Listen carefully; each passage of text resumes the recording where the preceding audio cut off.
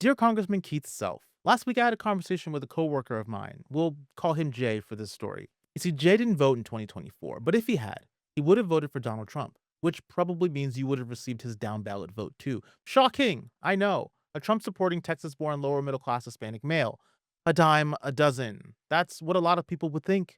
They ignore guys like him, assume he's a lost cause, a mindless Republican drone who will sit back and let Nazis take over our country in silence. Except in 2016, he voted for Bernie Sanders. Then when Hillary Clinton was selected, he voted for Trump. Yikes. But then he told me why he chose not to vote for Kamala Harris in 2024. Because she was too fake. She's black, sure, but she talks and acts like a white woman. She doesn't feel like she's being real. He said the last president who felt like they were being genuine was Barack Obama. People feel that way.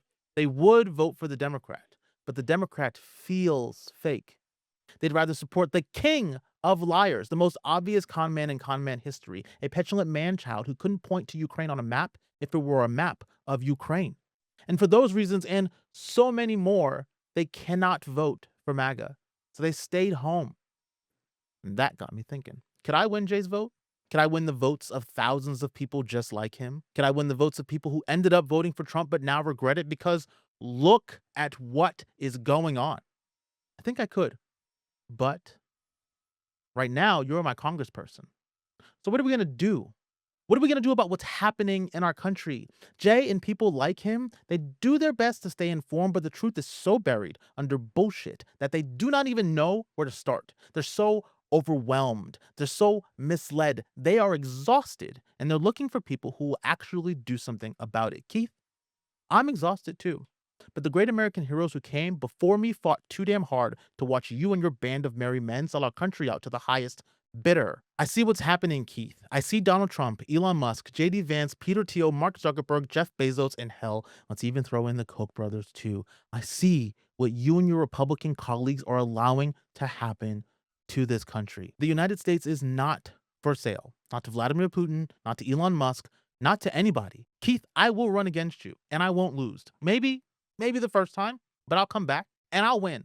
I will knock on every door in this district. I will talk to every voter. I don't give a damn about party lines. We, the people, will take our country back from the sellouts who are handing it over to anyone who chooses to bend the knee. I don't know if you've noticed, but we don't like kings in our neck of the woods, foreign or domestic. I do not agree with the direction that you and your party are taking this country, so I'm choosing to do something about it. Now, I can do it with you, Keith. I can, or I can do it for you. The choice is yours, Congressman. I truly hope to hear from you soon. And to Congresswoman Jasmine Crockett, if you're still watching, I would love to offer you my assistance in any way that I can. My country, our country is crying for help. And I just want to do my part. Thank you so much for your time. I hope to hear from you soon.